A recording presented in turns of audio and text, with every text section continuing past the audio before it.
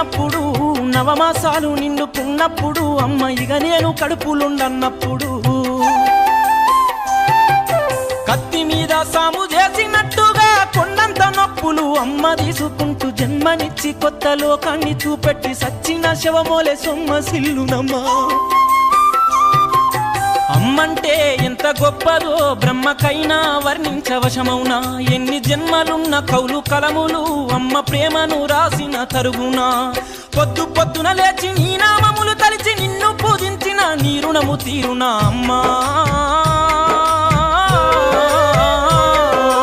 అమ్మనైనా అమ్మ పాట వింటే ఎంత మధురమో